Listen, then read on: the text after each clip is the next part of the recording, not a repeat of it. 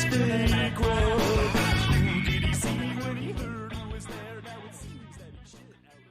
right, everybody, welcome out to the Log Room Guys Craft Beer Show. It is Wednesday. It's Wednesday tonight. Sorry, Wednesday. There you go. I'm looking at the word Tuesday or my shit over here. Wednesday, May 1st, 2024. Jersey Johnny coming at you with me, as always, is none other than Mr. Beer Samurai. How are you, Mr. Samurai? Oh, how are we? I'm grumpy. You're grumpy? Well, it's very apropos that you're grumpy because today is indeed Great American Grump Out Day. It's the grump out? Well, there's only one way to solve that. By the way, didn't we have one way to solve that? Yeah, exactly. Drink. By the way, today's Great American Grump Out Day.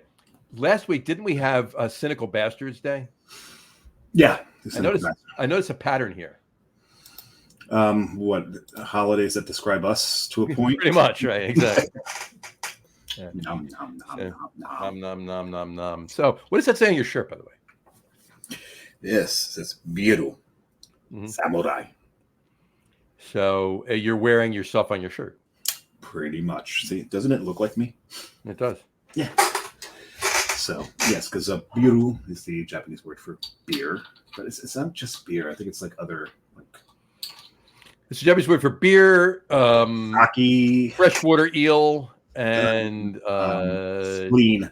And spleen, right? No, and a certain type of sponge that they use in bathhouses. Oh, the one that goes there. No. Not at all. All right. Only I was sponge-worthy. Sponge-worthy, yeah. That was one of the better episodes. That was one of the better episodes, yes. Absolutely. Yeah. We just talked about that a few shows ago, didn't we? Yeah, Seinfeld. Yeah, Seinfeld, because we did. No, that particular show. I'm saying we talked about that particular show. No, it wasn't that particular show. I thought we did. No, there was another one that we talked about. We've talked about a few of them. Obviously, we talk about Festivus every year. One time we talked about the face painting episode with Putty. Yep. Oh no, we talked Soup Nazi. That's what it was. Oh yeah, okay. It was the Soup Nazi one. I think this one we did because I thought I'd asked you who was sponge-worthy for Elaine. Wasn't Putty. No. It was a guest star that was on that one episode, and that's it. I forget. I didn't watch that. I didn't watch it that much. Scott Patterson. Nice. Of Saw. Mm-hmm. Whatchamacallit, Little Big League. And Little Big League. Gilmore Girls. Of course, Gilmore Girls. That's right. That's where I know him from. And a former Yankee pitcher to boot. So there you go. Oh, well, there you go. And Braves. Yankees and Braves. He was in the Yankees farm system for 3 or 4 years, and he was in the Braves for 1 or 2 years. Speaking of baseball, did you hear the Mets are looking for a new Mr. Met? Looking for a new Mr. Met. I thought about it, but watching what the former Mr. Met did, I can't do that. And considering... I mean, I imagine as a Mr. Met, you can take some abuse when the Mets aren't playing well. And, well, the chances of that happening often this year seem to be mounting. Mm-hmm. So that's good luck to anybody who takes on that role. Exactly. So it is also Save the Rhino Day. Get that one out of the way. Save the Rhino. Ryan Sanderson? Ryan Sandberg. Sandberg. Ryan Sandberg. Ryan Sandberg, yeah. Not Rhino. Save the Rhino Day. Well, that was his nickname, was Rhino. Oh, that's right. Okay, then it was him. Another, or John Entwistle, right? That was one of Entwistle's nicknames. Yeah, the Rhino. Yeah. Rhino's Thunderfingers, and another one. I forgot what it was. I don't remember. I'm not sure. But he had 3, but those are the 2 most prominent ones. And then the other one. I do have some L song. What's the Rhino one? Rhino Skin. Rhino Skin, yes, Rhino Skin. I have one. I'm saving it. There you go. For when we do an ode to the Rhino Day. Maybe possibly. Yeah. It's also near and dear to a couple of people we know's heart. National Rotate Your Beer. Actually, that would be National Drink Your Beer Day for them, right? But yeah, National Rotate Your Beer Day. That's always a good thing to do. I'm rotating my beer. He's rotating. I'm going to pour mine in a minute. I'll rotate it. This is rotate your beer is to remind breweries, liquor stores, bars that get the old stuff out of there. Because sometimes you'll go to a liquor store and you'll see something on the shelf, as John's well aware because I sent him a picture of it, of beer that's been, I'm not going to say where it was. Or what it was. Or what it was. Mm-hmm. There was a lot of 4-packs of a beer that was brewed over a year ago. A long time ago that should not be there. Now, and this is not a barrel-aged English barley wine. It's an IPA. Because if that were the case, I would have ran there and bought them myself. Yes. But so this is, there are some places where it's great that they don't rotate their beer because you can find some gems sitting buried someplace. We call them shelf turds, but they're by far anything but those. Some, yes, so, those. And we're talking that we speak of. Like Capel Beverages, that place, that's a treasure hunt. Mm-hmm. Go there with some time and patience. Yep. Exactly. You will find some good finds. Basically. And dexterity, because you don't want to be going through everything, dropping bottles all over the floor. Exactly. Yeah. And be prepared to be pulling like 13 bottles out to get to the one in the back that you want, and then put the 13 bottles back in. Yep. Yep. It helps if you have a cohort. This is true. That hold this. And especially if they're like a Hindu deity and they've got like 8 arms. Yeah. That helps. Shakti or whatever, No, Shakti was a Jedi master. That's right. And also a band with John McLaughlin, as a matter of fact. That is true. That's true. So. And I don't know why I just thought of that, but you did see that you might have known that already. I never realized that Wedge Antilles was Ewan McGregor's uncle. Dennis was Ewan McGregor's uncle. Because John had sent me a reel with Ewan McGregor talking about going to his first real movie, which was to see his uncle Dennis Lawson, who plays Wedge Antilles, and it was actually an Empire Strikes Back. He didn't see Star Wars in the theater, but he did see Empire Strikes Back in the theater, and that was the first movie he ever saw. So I thought that's pretty apropos for Obi-Wan. That was very apropos. So. All right, we got some stuff to talk about. If you haven't figured it out yet, it's another just the two of us, but with a twist. Perhaps not just the two of us. We know we have one coming on because they're sitting in the green room right now. We can see them. We're actually looking at him right now. He's sticking his tongue out. Not we. There you go. You can't see him. I can. See only the showrunner can see him. Only the showrunner can see him. One day he'll be running the show, or somebody will run the show, and neither of us will see him. Right. So anyway, but in any event. Today is a solemn day. Well, the solemn day was actually a couple weeks ago, a week and a half. Yeah. Today is more of a celebration of of all the occurrences prior to the solemn event. Right. And something just got John's attention. Yeah, no, I just got a comment. Hold on one second. Well, you know what? I'll comment back when we bring him on. But here's when it's apropos. There you go. When it's apropos. All right. So twice you've used that word. There you go. Well, you use that word a lot. Then I digress. What you think it means? I do not think that word means what you think it means. All right. So here's the deal. About 2 weeks, week and a half ago, the bar formerly known as Spuyten Duyvil in Williamsburg, Brooklyn, in New York City, closed its doors for good. It was in business for over 20 years. If you do follow along with us, if you follow our Facebook page, Logroom Guys on Facebook, or if you follow if you our website, I had put up an article that I wrote before they closed, but after the last time I was there, which was a few weeks ago. It was a few weeks back, talking about my experience and my love of the place, and also sharing a couple of stories about some others. But I was brought there by my cousin Adam early on, and fell in love with the place as he had before he brought me there, and it was just a place to go. We'll talk more about it. I won't get into the details right now, but that article's still up. Obviously, it'll be up, in perpetuity. So please have at it. Go watch it. Go read it. Watch it. Go read it. There's pictures I put up in it too. And we'll get into more about it. But tonight is going to be an ode to this establishment. 20 years, and they're out of business. And Dave and I will talk a lot, and we have a few people that are going to come on and wax nostalgic with us about the place. Some of them have been there a bunch of times. Some have been there a couple times. But in any event, we will get through that. So there you go. Spuyten Duyvil, named after the body of water that separates Manhattan from Yonkers. That would be correct. Right? The Spuyten Duyvil section of the Bronx. It's actually a train station up there as well. Yes, there is. And I could be wrong, but I was told a long time ago, and I don't remember ever looking it up to verify it. But what I was told, it's what does Spuyten Duyvil mean? Well, that's what I'm looking up right now. Yeah, I believe I was told it was spitting devil or something to that effect. It means in spite of the devil. In spite of the devil. I like that. In spite of the devil. In spite of the devil. Spuyten Duyvil. So. Spuyten Duyvil. All right. So let's get. You know what? And what language is that in? I think that's in Dutch, isn't it? I think it's in Dutch. Yes, Dutch. Yeah. Let's see. Let's see. Yep, it's Dutch. Yep, Dutch. So, all right. So you and I can talk ad nauseum on the topic. Yeah, much to dismay of many of our friends and ex-friends. Ex-friends because of that. So let's bring our first guest. It's going to wax a little nostalgic with us. Would this be would this be? Now this is a return to the show after having been fired.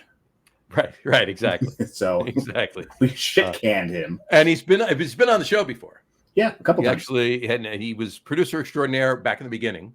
Extraordinaire stretching it. Our producer back in the beginning. No, he was when he was on his game. He was nobody better than him. I mean, he researched stuff faster than Matt. Yeah. You know. Well, Matt's got those big friggin' sauces. That is true. That is true. I mean, they could have both been the same speed, but it just wasn't happening. We get the same text at the same time, but Matt, you couldn't understand. No. Right. Exactly. Everything was in Dutch. Exactly. But he wasn't trying. That's the fun part. All right. Anyway. All right. Please welcome to the show, Mr. Brian Ault. Craft Beer Brian, as a matter of fact. How are you, sir? Craft Beer Brian. Wow, that's a new name. I haven't seen that one yet. Yeah. That's old. Is it? We'll go old school. Old school. Right? Beer Brian. I know old school. Yeah. That one. That was what we did back in the day, right? I was Craft Beer John. You were Craft Beer Brian. Yeah. Gene was just went Beer Genie. So yeah, and it worked. Beer Samurai for. I think so when you went born. When you went quiet there, I thought you were giving a moment of silence. We could do that, right? We could. Pull something out for our homie. There you go. It's great. Exactly. Great for the podcast, especially. I thought so. I definitely thought so. So what? By the way, what are you, Dave? What are you drinking there? Oh well, as many people know, I'm just a couple weeks back from my trip to Germany, and we're not going to even get into Czechia and Prague, but we'll say my trip to Germany. We'll go with that. And my one souvenir I brought back was this, and it was got at Weihenstephan. It was at the Wilsterbu, and I have not filled it. I'm about 9 ounces short because they're coming 12-ounce bottles. If they were 16 ounces, I would have mostly filled it. But we're going with the Weihenstephan Pilsner. And, there's nothing like drinking their beer there. But, hey, with this, the first time I had to use it, I had to put some Weihenstephan in it. Absolutely. I figured go with the Pilsner. Why not? Yeah, that's no secret that you had to do that. So, yeah, so I got 2 of those to start the show with. Very nice. I'm going to pour mine. If I don't break the glass first. Yeah. So I was gonna go all Belgian tonight, but I'm going one Belgian, kind of different styles. One Belgian. Then I'm going to join me in German styles. I'm doing a Belgian style, but a beer brewed in New Jersey, which I've had on the show before. Okay. And then one German style again from New Jersey. So, but like so many beers from Jersey. Oh. You live in Jersey. That's right. Yeah, you do too. 3 of us do, I think. I'm pretty sure. I think all 3 of us do. There you go. So Brian will be moving soon. He's in his current home, and he'll be moving south. Yeah, still in Jersey though. So Brian's drinking some water. So that was done on the show last week. I did water last week. You did do water last week. You were still having some health issues? Yeah, I was still recuperating from. We'll call it the procedure. The procedure. But yeah, so eschewing alcohol at the time, but this Saturday got back off the wagon. Went back on it briefly until just now. Until just now, as a matter of fact. So we shall see. You could just. So Brian's being conscientious, And he's not drinking. And he's drinking water. He's just not drinking alcohol. What alcohol? You drinking any alcohol there, Brian? That is water. That is water. He's doing the agua. It's not. You don't have vodka. You don't have a glass of vodka. Is that what you're drinking? It's not a large glass of vodka. No. There you go. Yeah, sure. Sorry. I am drinking the. There you go. Oh, now that is a damn good beer. Little Udaguza for the boys, if you will. Yeah, that's a beautiful beer right there. Yeah. Is that is that for the theme? It's not necessarily for the theme, but Prost. Definitely a beer you could find at Spuyten Duyvil. Yeah, that's probably 100%. So this one is apropos. Again, third time I use the word for the show. But then moving on to a couple others that wouldn't be odd to find there, but you wouldn't necessarily find these particular two beers there. So styles, yes, but there you go. Anyway, and I love Dryfontein, they're yes, Cantillon's the shit, but there's times where Dryfontein and I think I kind of almost prefer their Creek to Cantillon's. Yeah, I could say that. This one is fantastic, Udaguza. It's just so good. I mean, malty, sour. I could go on. What I love about an Udaguza is it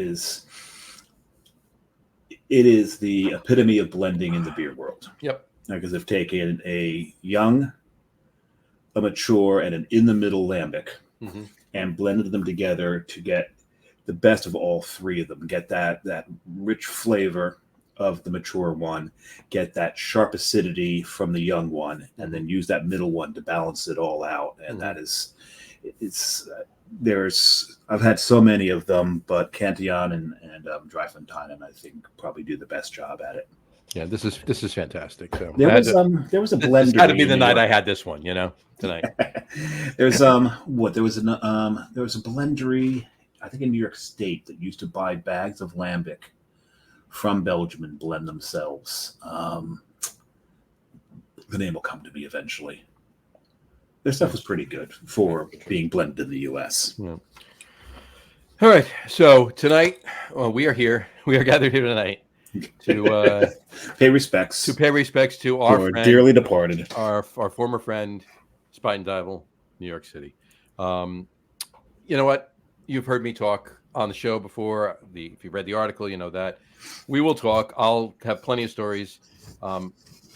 Dave will as well, but Brian's on right now. So Brian, why don't you fill us in with your fondest memory or memories of Spuyten Duyvil are? Well, I think I've been there about 5 times. It's about right for me too. I think that's 5. Yeah, and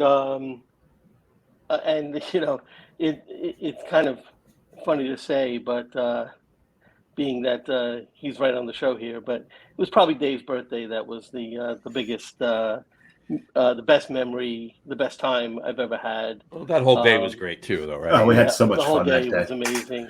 I think we hit like five breweries that day. 1, 2, 3, 4. Yeah, I think 5 is I right. think we hit 4 or 5, yeah, something like that. And then Spuyten Duyvil, Fedasau. And some of us continued on over to August as well. Some of us didn't. And then I didn't know it was an option.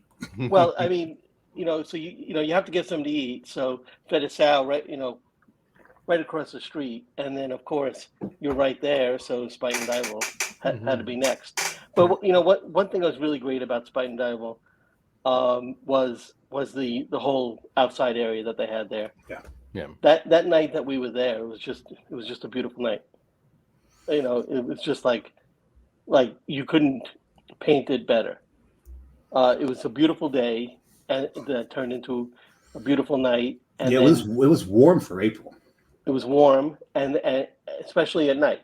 you think the temperature would really drop, but it was really warm, and we were outside there hanging out, just like, buying bottles and sharing them around, and just, having a great time, and that's, I think that was the beauty of the place, especially if you come with the group, you just kind of hang out and drink beer. I mean, that's what it was about, So if you are a craft beer enthusiast, like Craft Beer Brian is, then it was definitely one of the places that you really needed to visit, and and just to go through their tome, just to sit there and go through the tome of Oh yeah. beers that they had, and to turn the pages and just read, page after page after page of and each page probably had 25, 30 different beers listed on it, and to say, okay, what are we going to do next? Should we do this? Should we do that? And I mean, it was always a tough decision, but there was never a wrong choice either, right? No, it was hard to have a bad beer there. Very difficult, yeah, that's for certain. And even their taps, they always had a bunch of taps on, which always had some interesting beers on there, mostly Brooklyn beers, or Queens, and so everything was really local, except for the bottles. A lot of the bottles weren't local. Not local at all. Some of the bottles that they got in there, I don't know how they were able to get in there, because some of the breweries they got bottles for did not have distribution rights in New York. This is very true. I've had many beers in there that I, for all intents and purposes, should not have had in there. Oh, how did Ardwolf get there? Right. Yeah, Ardwolf doesn't distribute outside of Florida, but there was at Spuyten Duyvil that one night that we were there, Johnny, out when we were outside. Yep, 100%. And then whatchamacallit? I mean, I've had Russian River there. Yeah, Russian River does not distribute to New York City. And Green Bench. Yep. Green Bench was always there. Here's the thing. There's ways to do it legally. There's ways to do it not so legally. But we don't know exactly which method they use. And we didn't care. And we didn't care either. I didn't ask any questions. We weren't telling on them. Not at all. And we're telling on them now, but it doesn't matter. It's kind of after the fact, right? And this is years ago, so the statute of limitations well run out. No, seriously, no. If a brewery can do a drop for a particular beer fest, and they get like a 1-day contract with a distributor in the area, because Auger's Well's done that too. There's been breweries that have come in to New York City for a beer fest that are not distributed in New York, but they bring the beer in.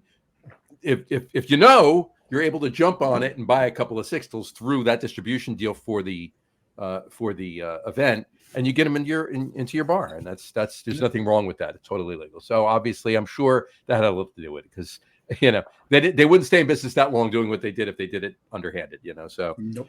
Either way, we all benefited from it. Absolutely. So, but that day. Go ahead, Brian. I'm sorry. No, sorry, but. We'll go back to the day in a second. I know we're here. I know we're not here to really, say anything negative, but I saw the difference right away when I went back there. I was with my friend Jim, ready to show him the tome of beers, and the tome of beers was like 6 or 8 pages, and none of those beers that you'd see in the past were even on there. So you knew something was going on. I'll speak to that in a minute, but go ahead, continue. No, but definitely that the time for Dave's birthday was the most memorable. Oh, we had some good bottles there too that night. Yeah, we had some great bottles.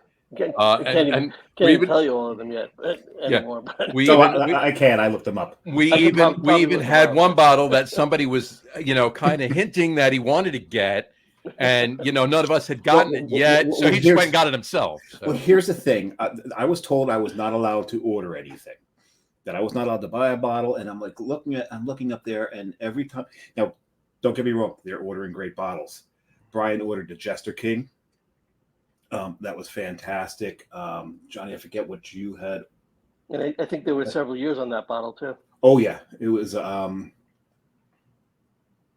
Yeah, there was definitely several years in that bottle, and I'm just looking up at the board, and there's this several good years too, in a great way. But that's the other thing about Spuyten Duyvil is all those boards that were behind the bar. It was so easy to miss something, and I've got target lock on this one beer, and everyone's missing it. And finally, I pretended to go I went to the bathroom, and on the way back, I grabbed the bartender, handed him my credit card, told him, bring this bottle. I'm not going to say what it is because it's my number one on my top three tonight, Johnny. So we remember that. And so he ran the credit card secretly. The bottle showed up. Everyone's drinking. Oh my God, this is so fantastic. Who ordered this? And actually, finally, out of process of elimination, they just all look at me like, you weren't supposed to buy your own bottle. But no, we didn't. Hey, we didn't. You do what you got to. You got to do what you got to.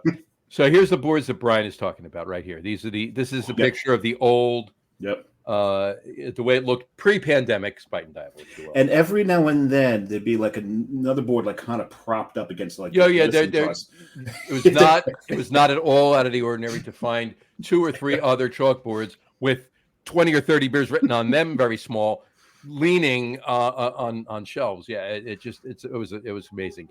Now, but they had a book also. Man, they had a book also. Now I will do not put the after picture up, John. Please don't do that. I'm not going to put the after picture up. So, well, what had happened was this. What Brian's referring to is, I won't put the after picture. Well, I can put it up. It doesn't matter because it's part of what they were, right? It's painful.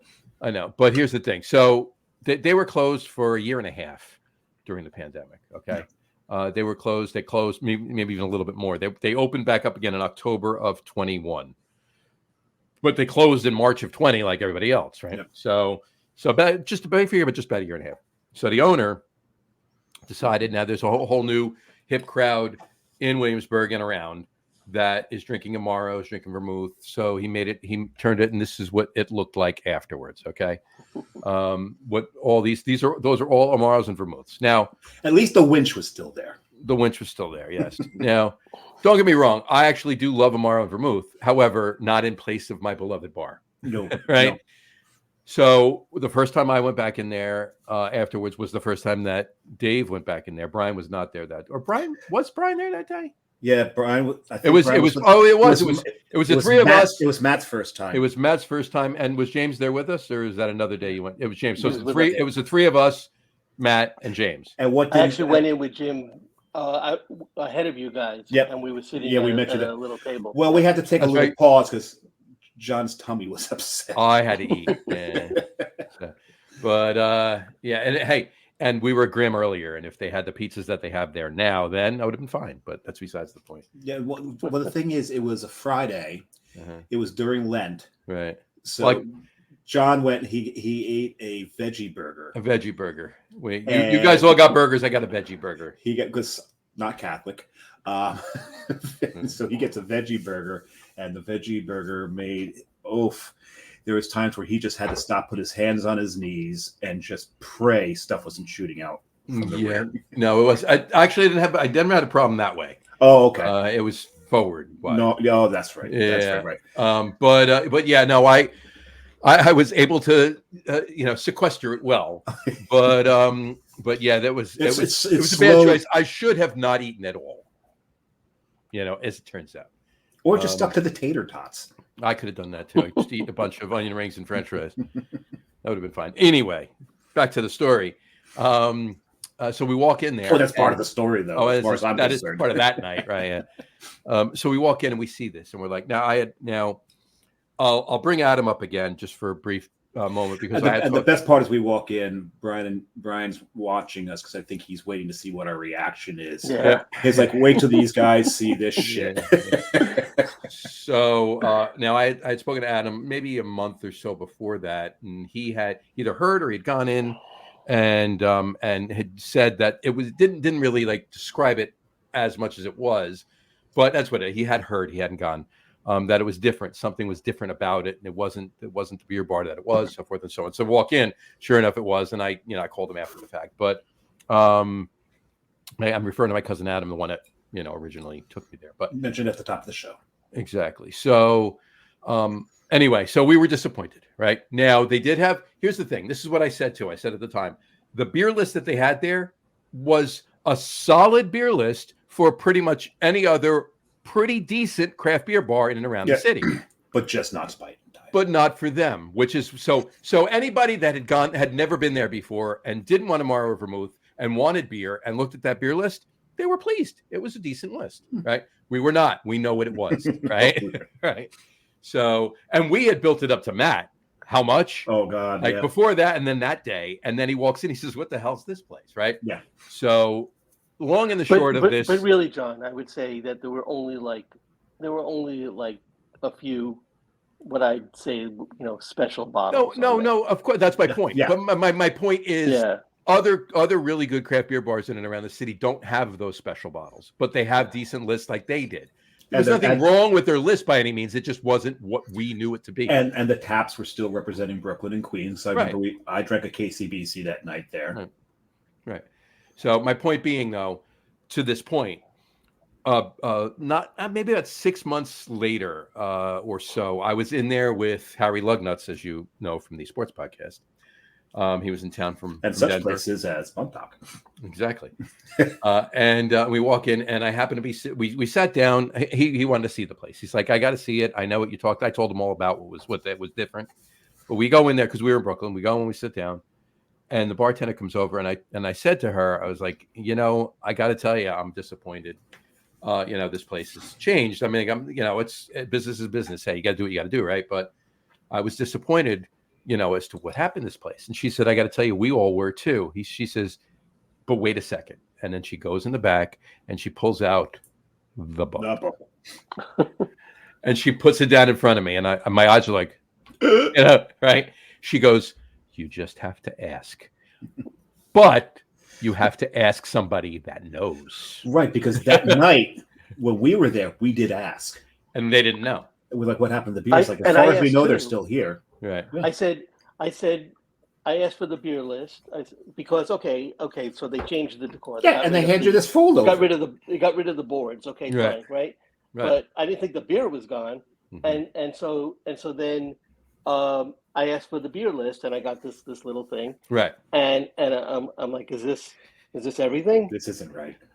And he's the bartender said, yeah. I said, okay. Mm-hmm. Okay, I looked through it. I found something to drink and had one beer and then left. I mean, as far as he knew, it was. Yeah. But it was not indeed. You got. I mean, what do you do with all those bottles? They don't just disappear. Right. Right. Exactly. I mean, they could have been physically moved, but now what happened with the ones that were left when they closed? Well, I doubt they were left there when they closed, because when I was there the end of March, they were not only selling the bottles just to drink there, you could buy whatever you wanted to take out too. Nice. And, I actually had a few of these. All right. 2005 Thomas Hardy. Just a few of those. And then... Yeah. I mean, well, I would have had more, but they were selling them for $20 a bottle. So, but, and I laugh when I say that, but in New York City for this particular beer at almost 20 years old, it's not bad. It's not bad. It's really not. No. And other beers were accordingly priced as well, but nothing was crazy. I mean, I've spent a lot more than that on a bottle in that place. So let's put it that way. But my point being, the list was still there. You just had to ask for it, but you had to ask the right person for it, because many of the bartenders that were working there at the time didn't know. There were only a few, maybe a few holdovers that were aware of not only where the list was, but where those bottles were too, right? And they could actually go find them and what those bottles were too, And I'm sure that some of them knew about the list, but because they had no idea where the bottles were, they blew it off. Yeah, not going to. Exactly. We got a comment here from Brian P. Boak. Good evening, gentlemen. Good evening, Brian. Hey, Brian. Cheers to you. How you doing? Prost. Cheers. Yeah. So I'm. There you go. What you call it? Yeah, I was, once I heard that, like I had my mixed emotions about it. I still love the place, but it was nostalgic for me. It wasn't what it used to be.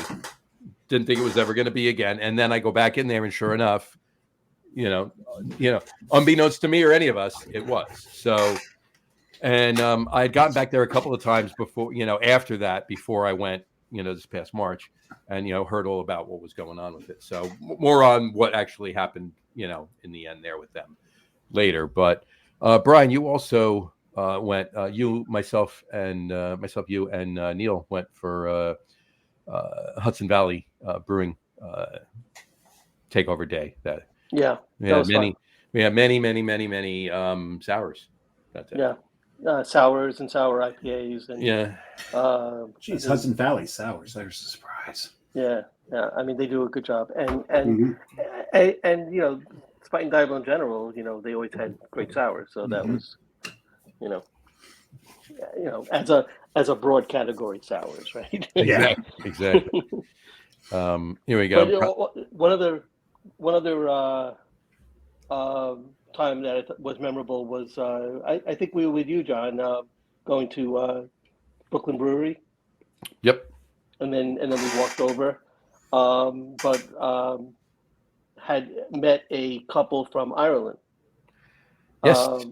And started talking to them, and we were like, oh, we're going over to Spuyten Duyvil, you should come with us, Mm-hmm. And they were like, oh, I don't know, we were going to do this, and we're like, oh no, this is better. Come. And they ended up coming, and we had a table in the back, and they sat with us the whole night, and they were there the whole night with us. Yeah, they were. And it's just amazing, like, a place like that, and they were like, oh yeah, this was great, we really appreciate it, and it's just nice.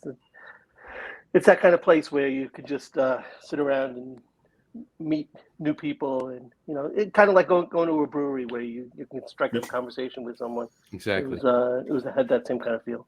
And that's the type of place that it was and always will be for me. But you hit the nail on the head too, though. I mean, there's so many great things about that place, but the back, the back garden in the back was amazing. Oh yeah. I had so many great times. One interesting time, and if Adam is indeed listening, he can comment on my phone, because apparently for some reason his comments aren't working. That was the text I got before. Whatchamacallit, he was myself, Jess, Adam, and and Jim. Okay. All right. And we were in the back, and I was where we were sitting. There was a fire pit going. It was a little later in the year. It was late November, early December. There was a fire pit burning, and the smoke was blowing right in my face. But I wasn't minding it, because it's a fire pit, right? You enjoyed that, right? And it wasn't like a huge cloud. It was just a small, steady stream, right? So I was breathing that in for quite a while, and then we all stood up to go inside to get beer. And I stood up, and as I stood up, I got like such a head rush, and I fainted from jumping up. I literally fell forward. Into the fire pit? No, like away from it. And Jim and Adam, I fell right, fortunately, at Jim and Adam. And they both just like caught me and stood me up. So that was an interesting time. There's been many times, I'm sure, people have fallen over there, but not from smoke inhalation. Yeah, from smoke inhalation. Go figure, right? Yeah, the fireman passes out from smoke inhalation. Right. Fortunately, it was pure for good times, right? Fortunately, it was pure wood and no other bullshit. So. No creosote in the lungs. Mm-hmm. I think one very memorable time was supposed to be there with John. Brooklyn Brewery was launching a new beer, and they were in the back, and there you had to have tickets. And John had the tickets. I did. And I got there, and he was doing something with Little John. Yes. His son, and apparently it ran. Not only did it run over, but then the traffic got so bad, John never actually made it. I didn't get there. And so he texted me that he's not going to get there. Had I continued in, Dave would have been gone anyway when I got there. Probably. So there was no point. And so when I got the text he wasn't going to make it, I took my cell phone and I kind of like dropped it in the bar. And the bartender's like, what's wrong? I'm like, well, I'm supposed to be out and back. But the guy's got the tickets, isn't going to make it. Mm-hmm. He looks at me and goes, they're not checking tickets. Go. So I go out and back. My first time in the back, as a matter of fact. And so I go there, and I met some guy from California, because like you said, you sit down And if you're by yourself, you got room to see. It's like everyone else standing with a beer. Hey, have a seat. And you talk to this guy for a while. And go up to get a beer. They had launched basically a framboise of theirs. What the hell was the name of it? I wrote it down. It was called The Discreet Charm of the Framboise. Very long name for a Brooklyn brewery beer, and so I go up to get one, and I look, and there's this distinguished gentleman in a straw hat sitting on a lawn chair off to the side of where they're pouring this stuff. And I look at the young lady pouring for me, and I'm like, that's Garrett. And she's like, well, yes, it is. I'm like, oh, wow, I didn't know he was going to be here. She goes, yeah, go over and talk to him. I'm like, I don't like, bugging people like that. She goes, no, trust me, he loves it. Go talk to him. So I went over, and that's what I make out. And if I had been Johnny, I would have taken a selfie with him, but I don't do the selfie thing too much. Mm-hmm. So I got to meet Garrett. I do have a picture of him. I held my beer up with him in the background, so I do have a picture of him there. But that was a lot of fun. That was actually probably one of the best Brooklyn beers I've ever had, next to a very particular, very large stout that they make that I love. Black Ops is still my favorite, but that was. Oh man, imagine taking that framboise and blending it with Black Ops. That'd be yummy. Yeah, see, there's John with a picture with Garrett.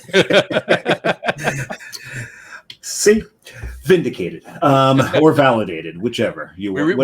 We were drinking in Minnesota at the time, so so that was my first time actually out and back.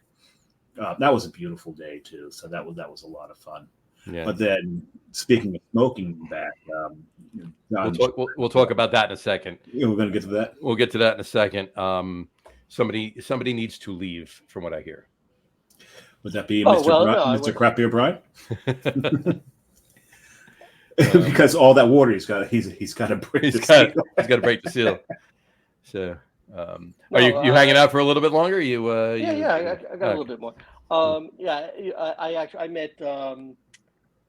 met Garrett Oliver down in DC at Savor. Yeah. And I was in the rare their I forget, what do they call their rare bottles? Ghost bottles. Ghost bottles. Yeah. So they had a ghost bottle tasting session. Oh wow! At Savor, and he was leading it. And at the end, I went up to him and I started talking to him, and no one else did. Really? That's crazy. Yeah. That's wild. I remember that Savor because I was watching a particular brewery owner that will not go named, checking in like wildfire on Untapped during that event. And his head sales guy at the time, Dougie, I remember texting him like, how is he still alive? And Dougie replied back to me, he's like, alive is a relative term. Yeah. He goes, I am currently carrying him back to the hotel. I hear that was an amazing event.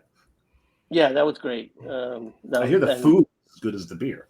Food's good. The one thing about the food on that event was the food itself was good, but they would have maybe 7 or 8 different items to eat, and then they would just repeated pairings for like similar styles. Oh, okay.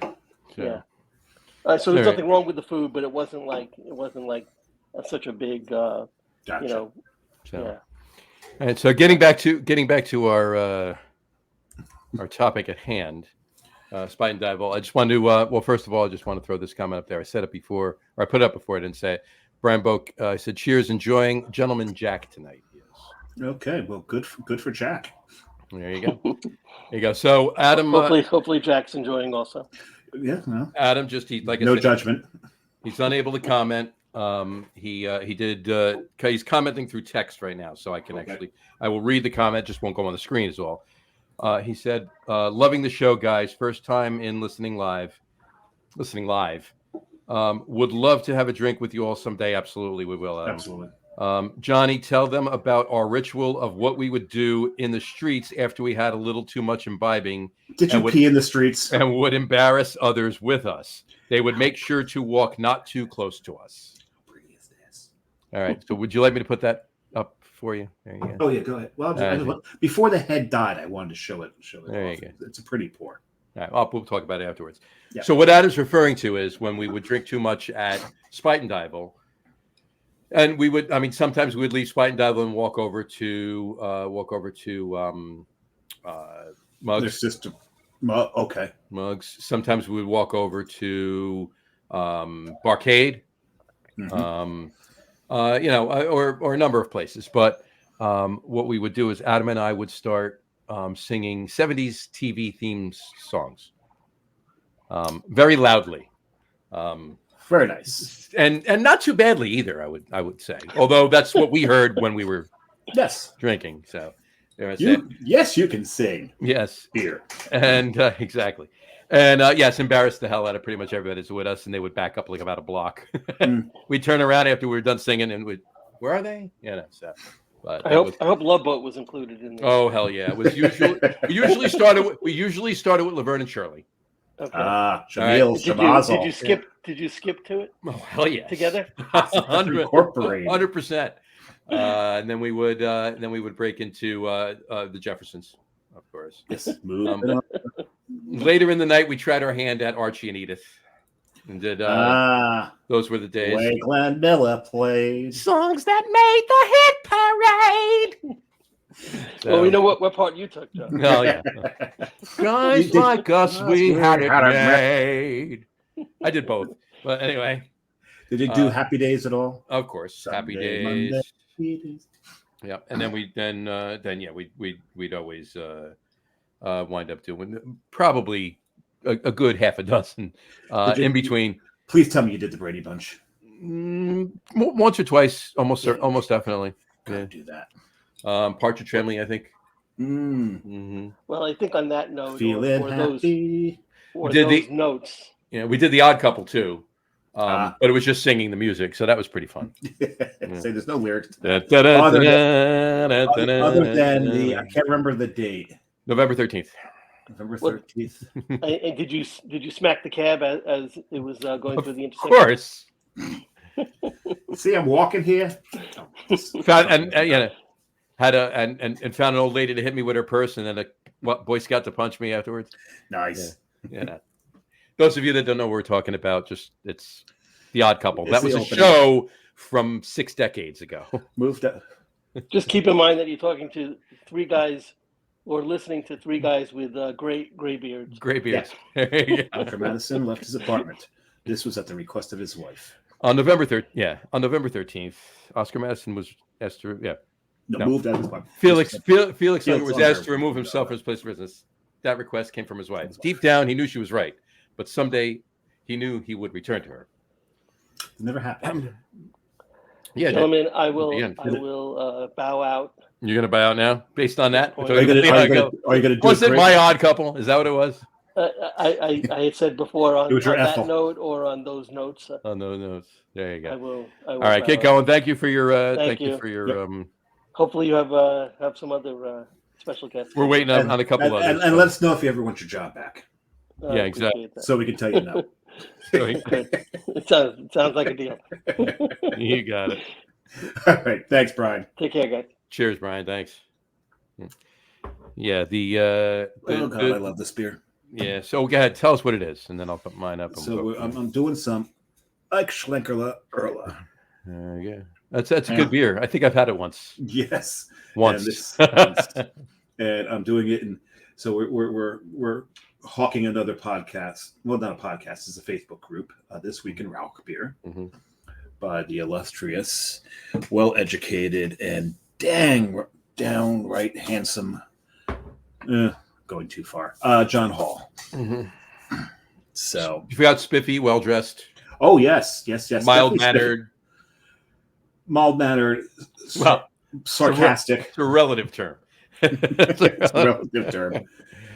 If you talk about one of his podcast co-host. Yes, definitely. So now,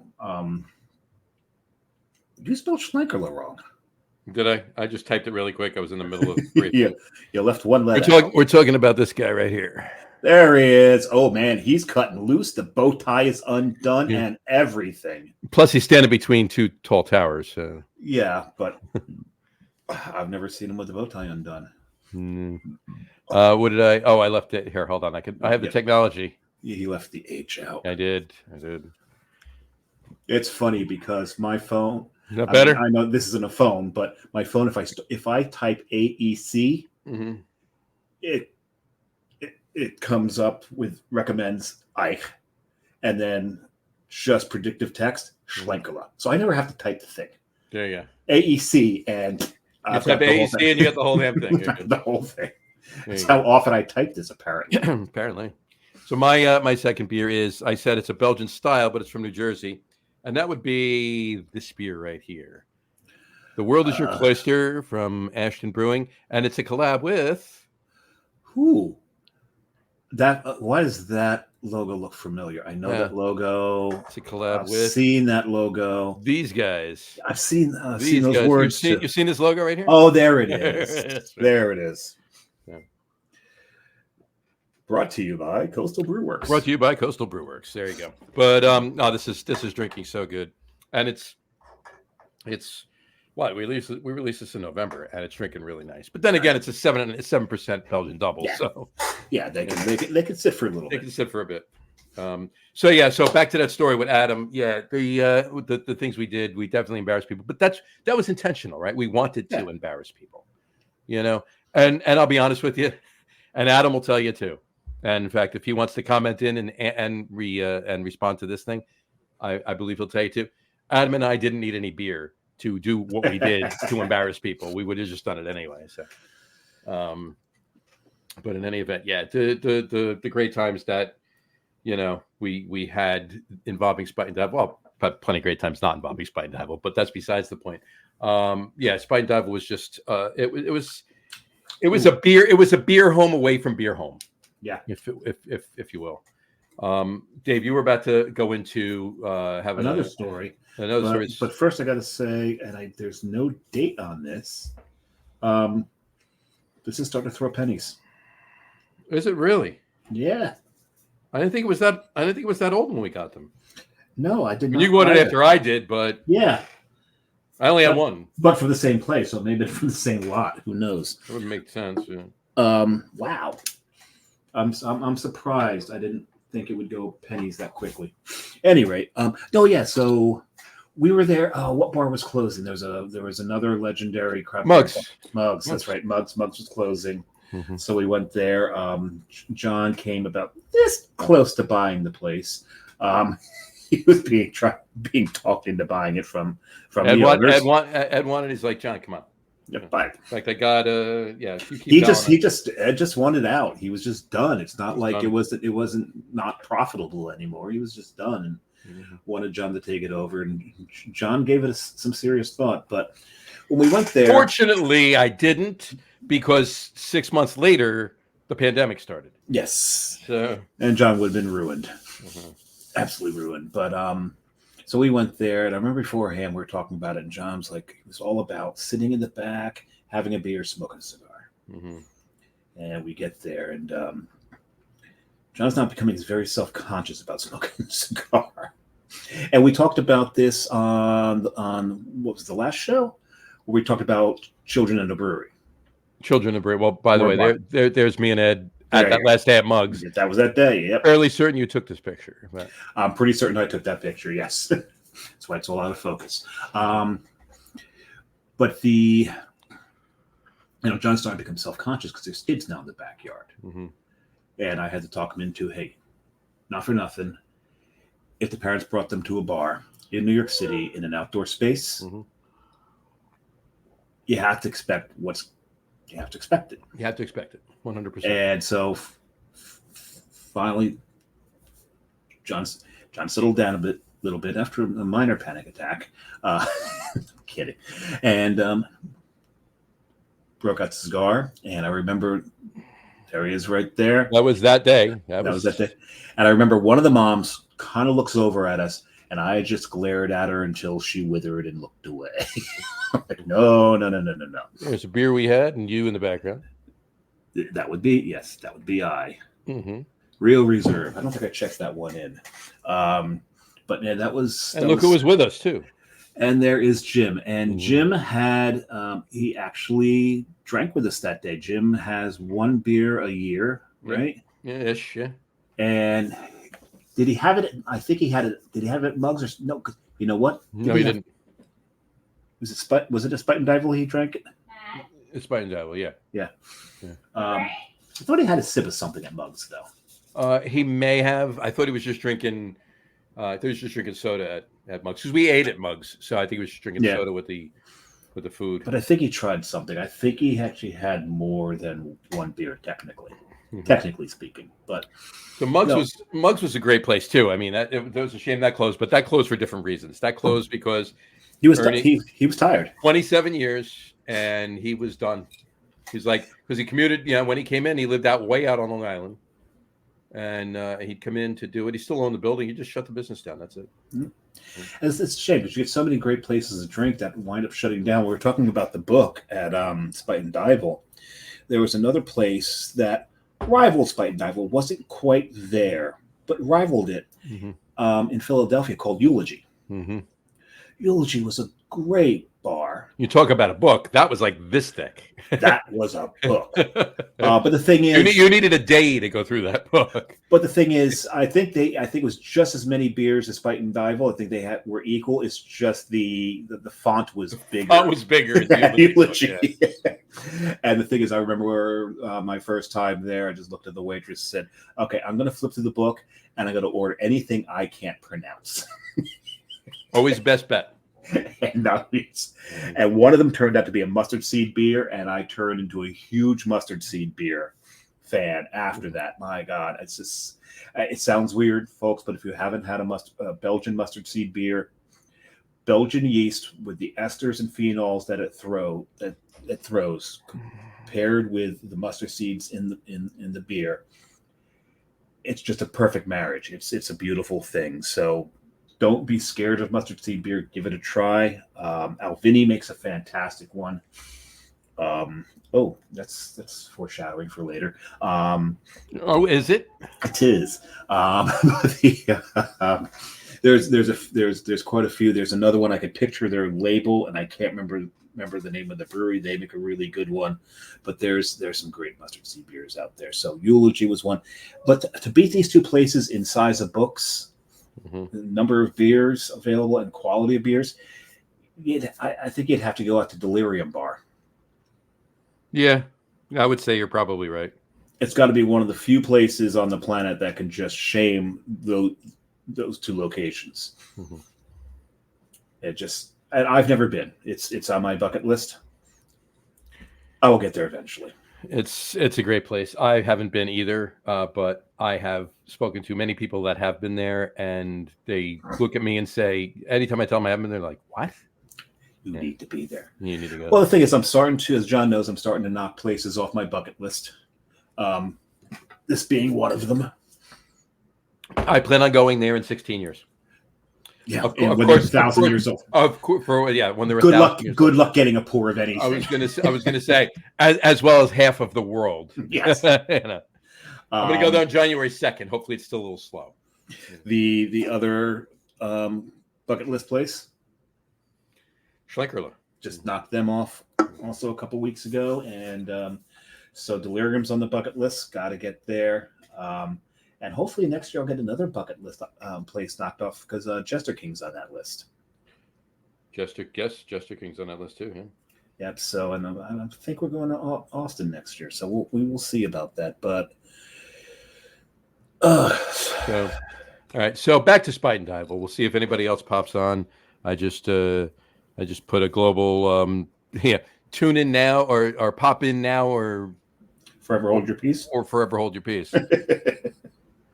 But getting back to that, I show a picture. Well, I'll just describe it. So I don't have to show it. It's up in the It's up on the article. If you go to the website, lagerroom.com, lagerroom.com, it's the top article. It's the featured article still. If you go there, you'll look at the bottom. There's a picture of the back. Now, the back was double the size. You got to understand. Yeah. Next door to where Spuyten Duyvil was is St. Anselm. Mm-hmm. And that's a steakhouse with a great beer list as well. Not anything like Spuyten Duyvil. No, a good, still damn good beer, yeah. Damn good beer list for steak, right? Now, it's right next door. Now, Spuyten Duyvil owns that too. It still does, owns it too. And the owners that owned Spuyten Duyvil own that.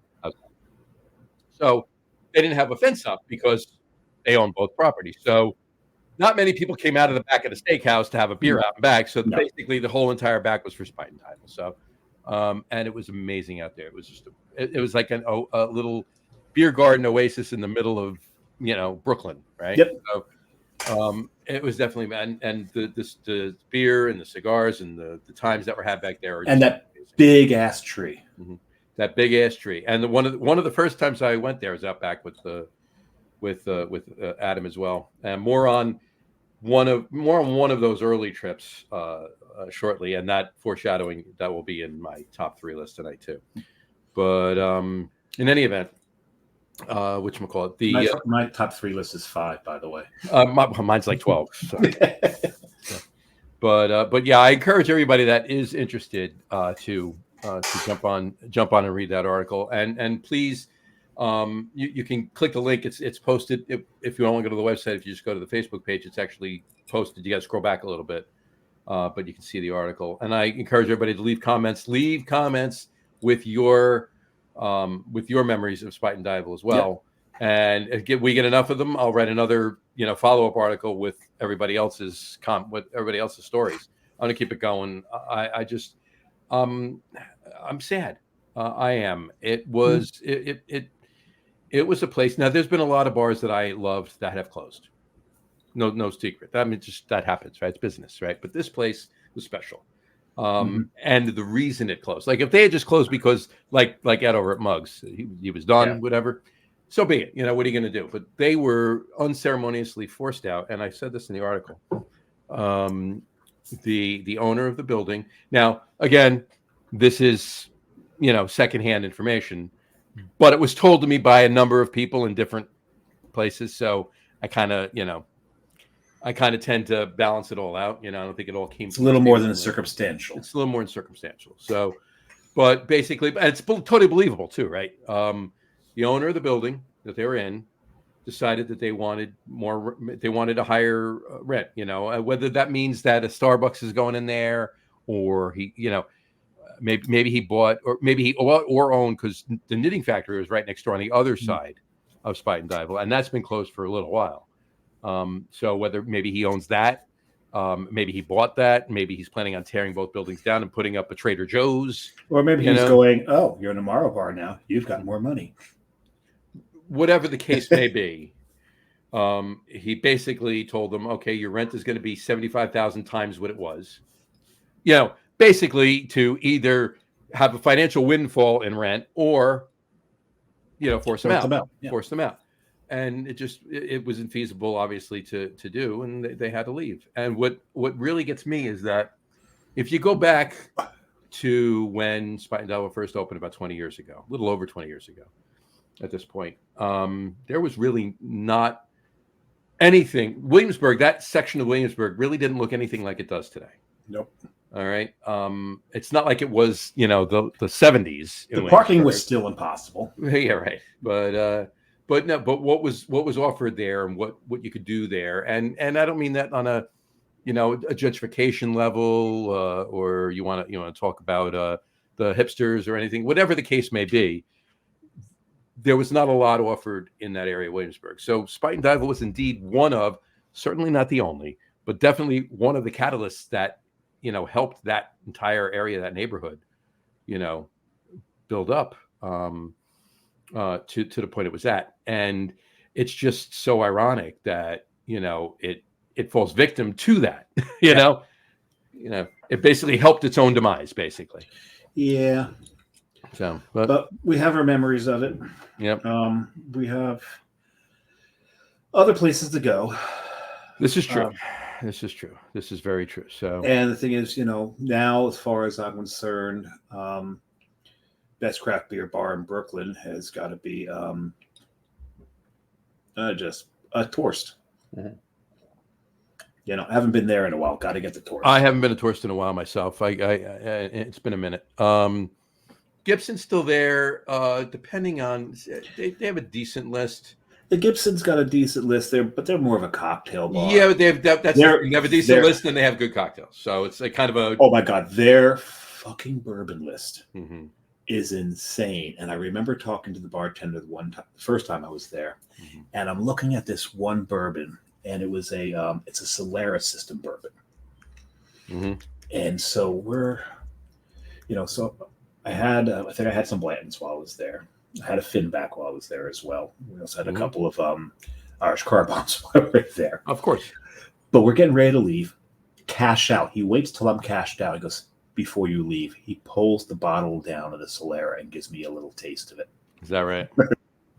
Love this guy. Oh my God, that was so good. So good. They had every Whistle Pig represented. They had pretty much every Pappy. And, my God, what they had there was insane. The Gibson is, and we wound up at the Gibson after Mugs. Mm-hmm. Didn't we drop into Gibson before we went to Spuyten Duyvil? Mm-hmm. Or was it on the way back? No, it was on the way back. It was on the way back. No. It was between. It was The Gibson's pretty much right across from Mugs. Yeah, we went to Mugs, Yeah. we went to Gibson, and we went to Spuyten Duyvil. Yeah. So But, definitely, yeah. Good There are beer a few other selection. places. It's not anywhere near as big, but there's a beer garden. Geez, I'll figure the name of it. Not too far away. It's all over on the other side by Driggs and off of Bedford, over kind of where my Mugs was. There's Spritzenhaus, which is a little bit closer to Torst. Spritzenhaus, yep. Kent Street is on Kent Street, which is only a couple blocks down from Brooklyn Brewery.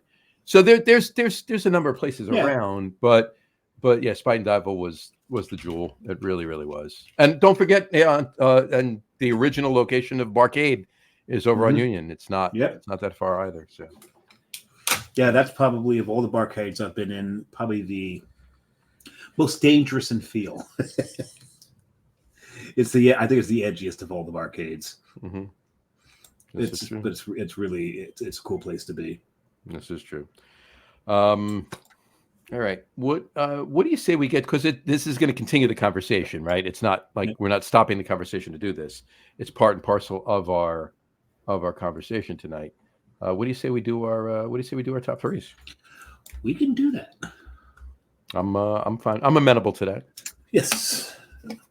I'm aligned, as they say in the corporate world. Which means I got to put my damn glasses back on. You got to put your damn glasses back on, right? So, as you would think, tonight, our top three list tonight is indeed top three favorite beers ever had at Spuyten Duyvil. Top three favorite beers we've ever had at Spuyten Duyvil. So, and the thing to do this, I went into Untapped and searched by venue, and I can tell you right now, I obviously did not tag everything as Spuyten Duyvil because there's so much more that I had there. I know we've had two Ardwolfs there. Mm-hmm. Those weren't tagged. I love Ardwolf. I don't know they would have made the top 5 though, because they're really good. But compared to some of the stuff that we've had at Spuyten Duyvil, very true. That's a tough call. So I do have. I wasn't kidding. I do have 5. Go for it. You got 2 honorable mentions and then a top 3.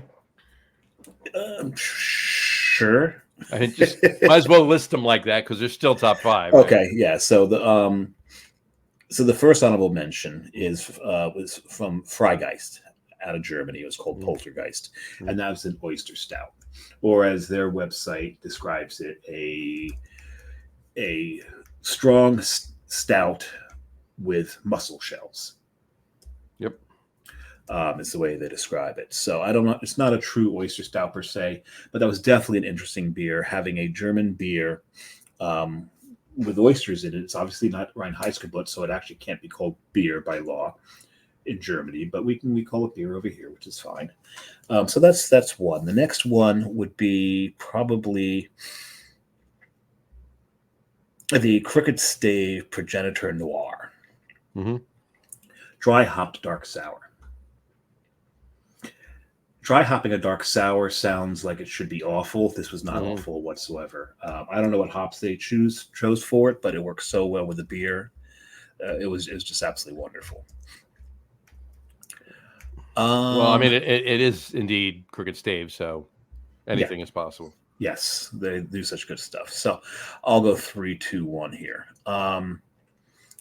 Number 3, Vernal Dichotomous from the aforementioned Jester King. And this is the one that Mr. Old School, Craft Beer Brian, bought the night of the birthday tour.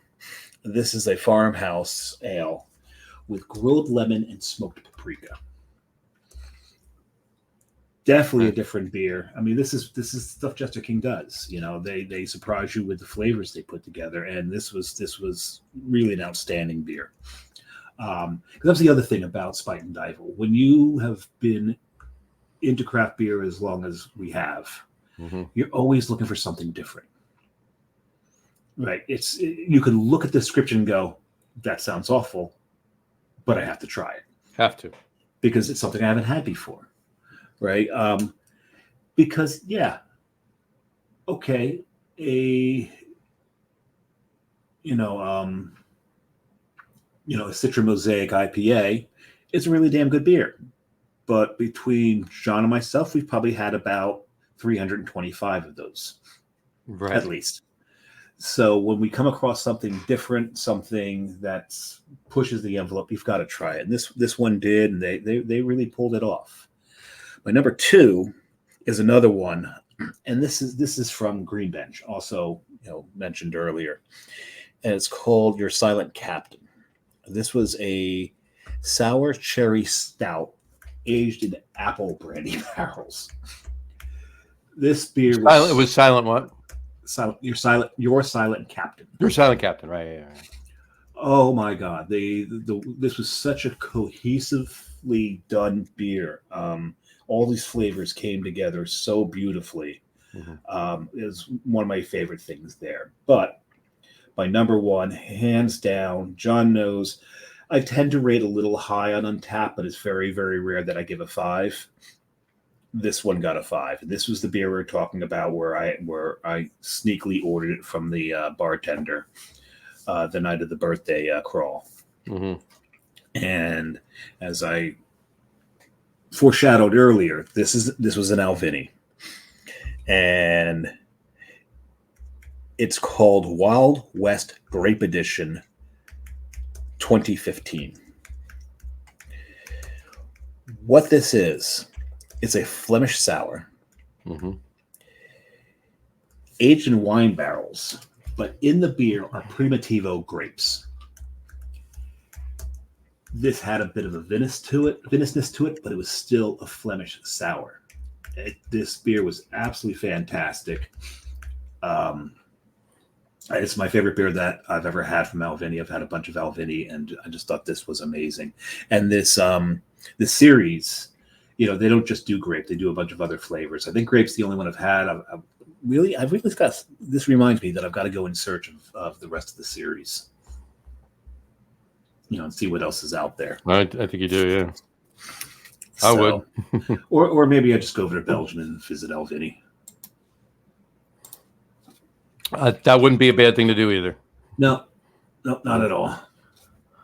There we go. I'm just checking through some things here. Wow. I mean, just some amazing beers. How many on your Untappd? How many beers have you had have you checked into at Spuyten Duyvil? It was only 14, as a matter of fact. Really? Yeah. Would you like to guess how many beers I checked into at Spuyten Duyvil on Untappd? I'm going to say 87. Because you're looking at what I had, right? No. You did not guess the exact fucking number. Are you kidding me? No, I am absolutely. You did not. I didn't. No, I did not look. I swear to God, I did not look. I got the exact number. Exactly 87. Hold on, I will be back. I'm going to buy some lottery tickets. Wow, really? You really didn't look. I seriously did not Oh my look. God. How did you pull that out of your ass? And I don't think I can see how many other people have drank there. Yeah, maybe that's true. Maybe you I couldn't. don't think I could even. I wouldn't even know how to do that. Yeah, that's true. I can't imagine you would have. Yeah, that's true. Nope, that just pulled that out of thin air. All right. Whatchamacallit? All right. I'll give you mine. I'm just I mean, no, there's just so many. You know what? Before I give you mine, I'm going to give you Adam's because he did text me his. So very nice. Here's what he texted. He says, "Man, so many great beers were had there. Too many would tie for number 3. So I'll give you my top 2." Oh, that's right. Different than the way we'd go about it, but okay. That's his number 2. Which one? Well, that I'm holding in front of your face right now. Oh, I was looking at a map of something. Oh, well, that's just a fantastic beer, of course. Trey Fontaine. The beer I had, Adam, that's great. I started the show with that, so that's perfect. Yeah. Trey Fontaine Udigo is super aged. Definitely not your ordinary beer by far. Absolutely not. And then for his number 1, he said, "Speaking of beers that weren't in their distribution, way before you could even get 3 Floyd's beer around here, Joe Carroll was driving through Indiana and picked up some Dreadnought. Not to make money, just because he wanted his customers to enjoy something great that they couldn't get around the New York City area. I totally fell in love with that beer. To this day, it's in my top 3 IPAs of all time." It's hard to argue against Dreadnought ever. This is very true. Very true. Oh, a sound we haven't heard in quite some time coming from you. Oh, yeah. That's actually not the fire department. That would be one of the police cars. Police cars, yeah. That makes sense. Yeah, it's either that or it's the captain going ahead of the truck. Yeah, because it sounds like... No, that was a police car. There you go. So, all right, so I'll give you mine. Those are 2 great beers, Adam. 100%. 100%. We've had so many. I was just looking at some of the big Woodies we went to, and that's where I was going to talk about afterwards. I'll talk more about that afterwards. So I'll give you my 2 honorable mentions and my top 3. Here we go. And there's reasons for them too. Obviously, these might not be in, I mean, there may have even been technically better beers had by me, but these are my top 5 because of not just the beer itself, but the beer, the conditioning of it, the bottle conditioning of it, that their cellar was second to none. The way they were able to, cultivate flavors. And my first honorable mention, you're going to say, really? That was in the top 5 for you? Yeah, because of how they actually sat on this beer. Like a mother hen on an egg. Like a mother hen on an egg, 100%. Right. Anyway, so that would be my first honorable mention would be Central Waters Mud Puppy Porter. No, that's a great beer. It's a great beer, but to be on the top 5 in that place with the list that they had, right? But I'll tell you why. Now, I've had Mud Puppy Porter plenty of times, but they had a batch that they sat on. I can only guess, and don't quote me on this. This is just my idea of how this happened. I think they might have ordered 2 cases, and forgot about one of them, and then kept ordering more, and then 6 years later, right? Like a 6-year-old. I don't know if it was 6 years. I don't know how old it was, but it was in perfect cellar conditions, though. So there wasn't. I mean, obviously, when beers age, when there's age on beers, they get leathery and certain. Right. Well, it's not so much that beer, right? But pennies will come out, or no, but specific beers won't. Yeah. Specific beers, they'll develop flavors, and they'll. So you're talking about the good age? I'm talking about good age on a beer, not bad age. Good age on a beer. Yes. This beer I drank. It was just a bottle of Mud Puppy Porter. I was like, I feel like having a Mud Puppy Porter, and I opened it up. I was as far as I was concerned, I was drinking an Imperial Bourbon Barrel Aged Porter, and it was just a regular bottle of Mud Puppy Porter. And there were boozy notes to it too, not bourbon notes, but obviously, but it was definitely it was almost like there were barrel notes to it. The age on it was leather, tobacco. It was beautiful. I mean, I literally went back and got another one. He said, this is the last one we have. I think we're out. And I'm like, well, this is the last one you have of a very old batch. And in a good way, yes, I will have it, please. And it was good. And then the next time I was in there, I had to try it again just to see. And sure enough, it was just different. While it was good, it was fresh, my puppy porter. So it wasn't anything. But I keep telling myself that one of these days I'm going to pick up a 6-pack of my puppy porter. Put it down for a while. I'm going to put it down for a while and see what happens. That's it. So that's got to make sure you do it in good conditions. Yeah, 100%. My number 2, Mad River Brewing, John Barleycorn.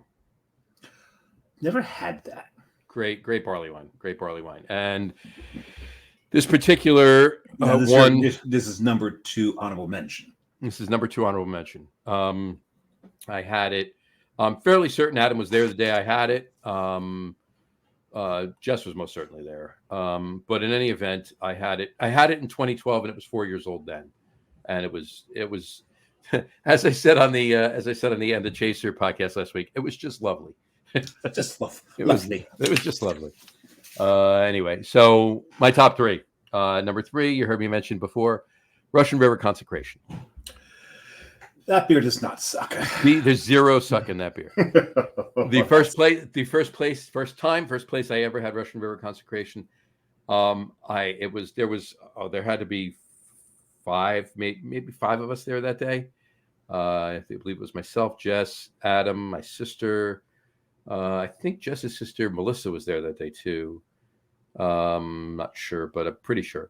And I think that was it. And I bought the bottle. And you buy a bottle. It was a 750 too, by the way.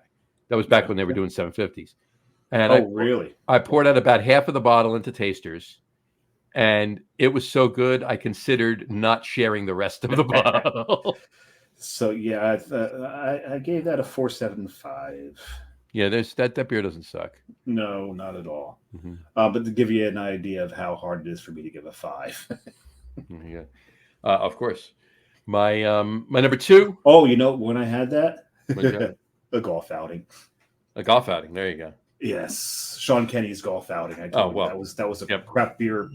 That was nothing but a craft beer share on golf carts. On golf carts, 100%. Yeah. Well, I've been there, done that, but not to that level.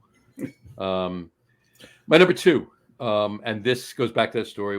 One of it wasn't the first time because the beer was out later, but it was an early visit to Spuyten Duyvil with Adam, and I think it was just when I had it, it was just the 2 of us, kind of like the show right now, right? Yeah.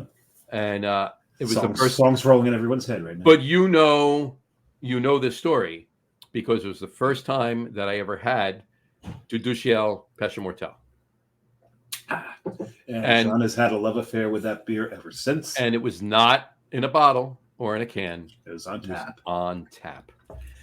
And one of these days, John will make it to Montreal and have it on tap. In their tap room. In their tap room, 100%. We both know someone who's done that. Oh, yeah, that'd be me. Yeah, hold on. I got 2 presents for you. Bam! Give you my Eli Manning right there. So. Oh man, I took such joy texting. Yeah, I'm picture. Sure you did. You did. You get up there. I do. And then you were invited this last time. I was. And then my number 1, I just showed you the bottle before. I've had it many times there because that was a staple at Spuyten Duyvil, and that would be Thomas Hardy's Ale. Right so there. Much a staple. All you had to do was press the easy button, and they brought it to you. There you go. This beer is so beautiful. Brewed and bottled by O'Hanlon's Brewing Company in Wimple, Devon, England. Wimple. But yeah, they had plenty of Wimple.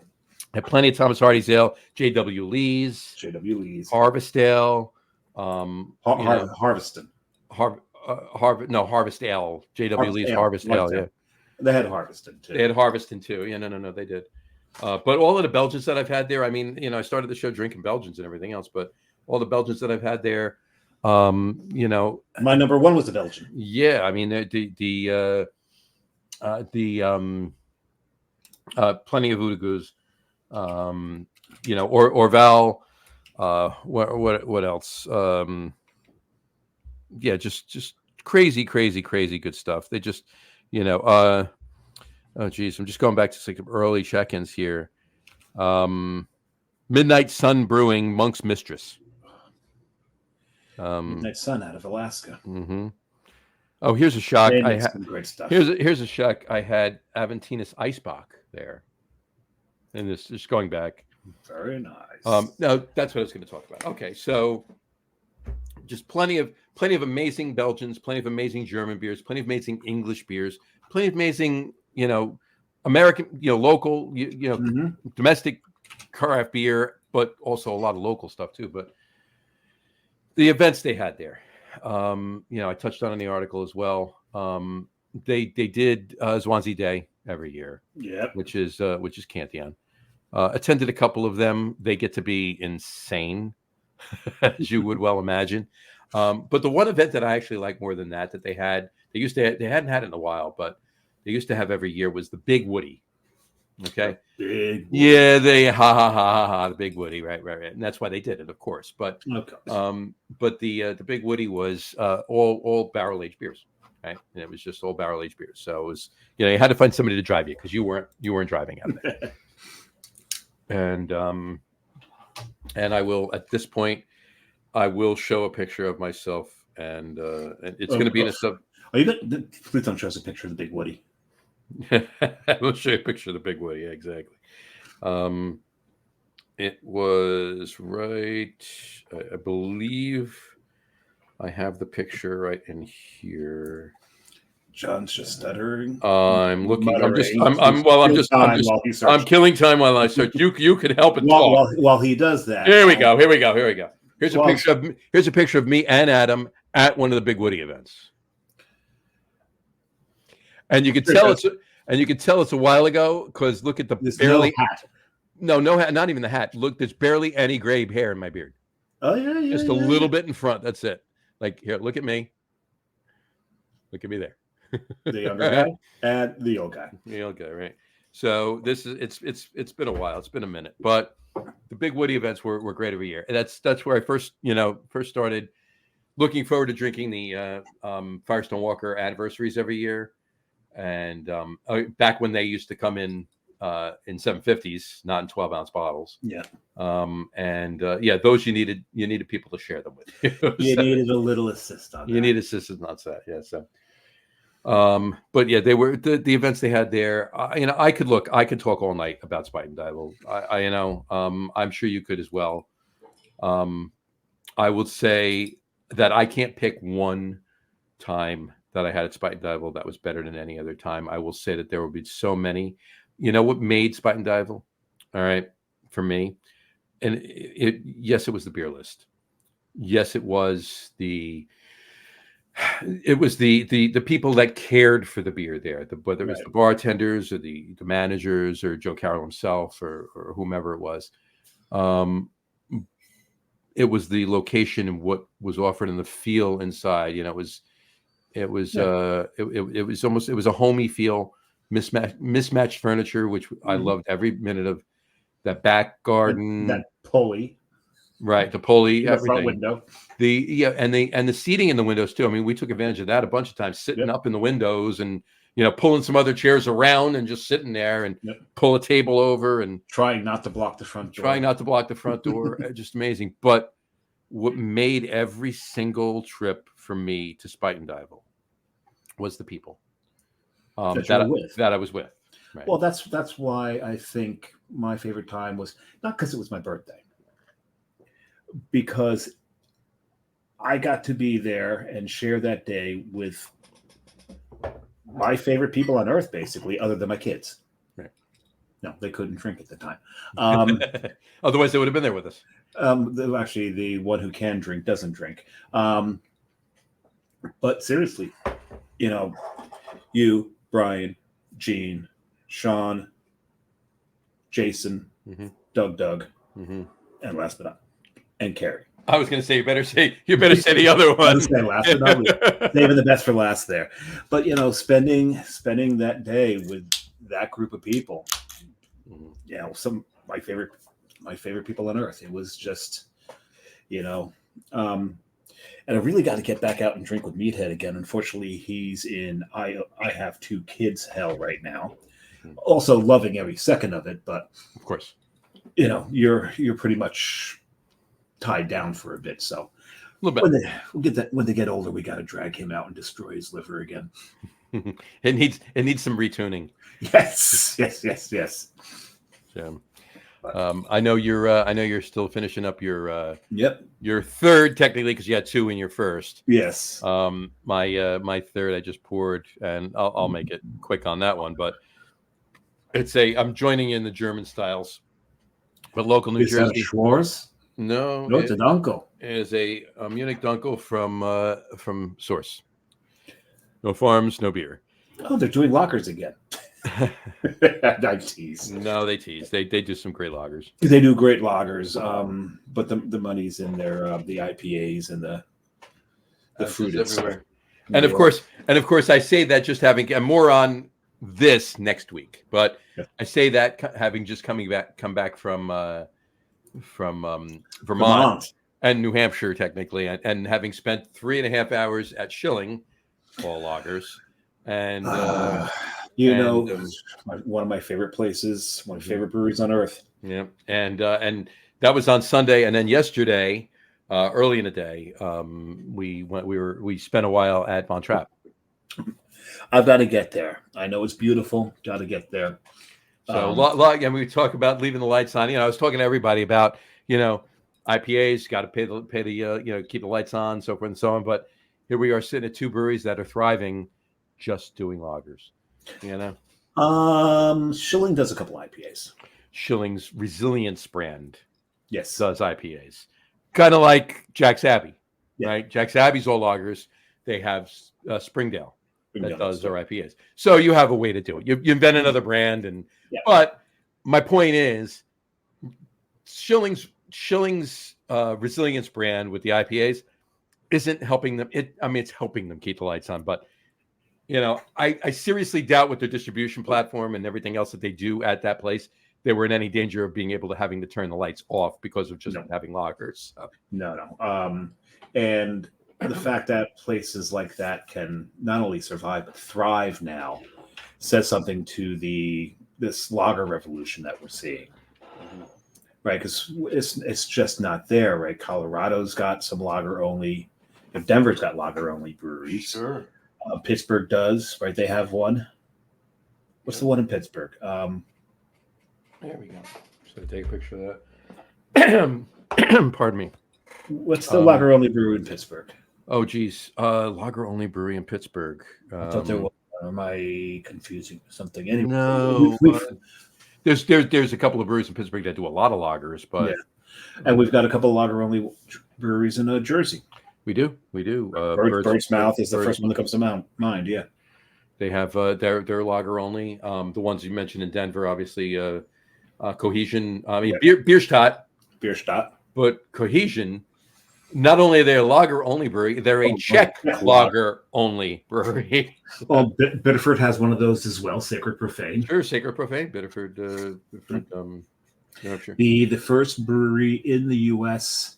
that was allowed to bring lager tanks from Czechia. Yep. Mm-hmm. So, right. There we go. I finally got the pour in because that was a little active. I saw a little active there. We got a comment up here. I wanted to put it up for you. Hold on. There we go.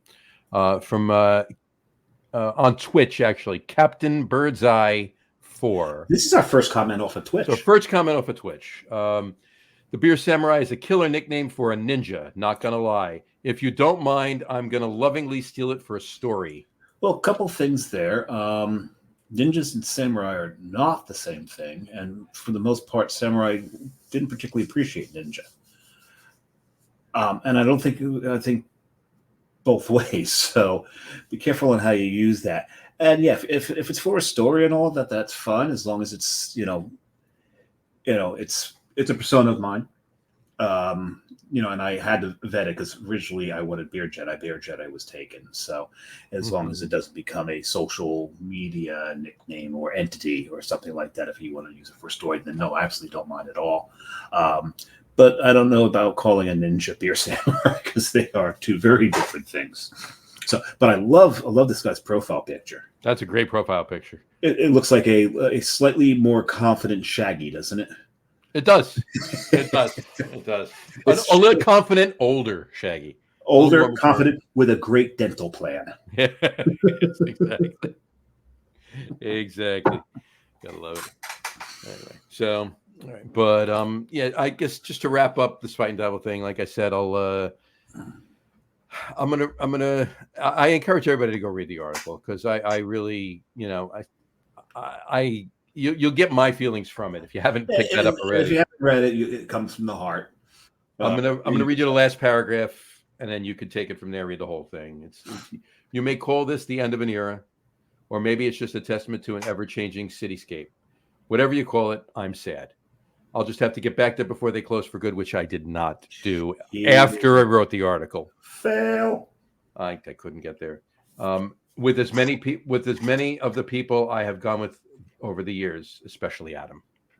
Yeah. So, but and Adam and I were really trying to get there. They closed on the Sunday the 21st. He and I were really trying to get there on the 20th, which was Swansea Day. We were going to go later in the day, so it wasn't that crazy. And it just didn't happen. It just couldn't happen. And I would have definitely have gone, but I was. You were in the air, or actually I was in the air. I was actually in the air on the 20th. In the air on the 20th. The morning of the 20th, though, I was still in the hospital, right. But then in the air later that day. So by the time everyone woke up here, I was already in the air. That is pretty. So good. Dunkle. Dunkle. All right. So, all right. Foreshadow from some shows coming up in the next couple of weeks. Yeah, well, you already foreshadowed the next show, which will be mostly about John's trip to Vermont. We'll be there is a possibility. There's a possibility of a guest next week. Yeah, it's a guest that we've been moving. We may have to move him again. Most likely, that's going to happen. But we're not going to know that until tomorrow or Friday. And instead of getting somebody in 3 days notice, we'll talk about, and because there's a lot to talk about. I visited a lot of really good breweries and had a lot of really good beer, and Dave's been to a bunch of them as well, so he can speak to them as well. So I think of the ones that you hit. I've only been to one of them.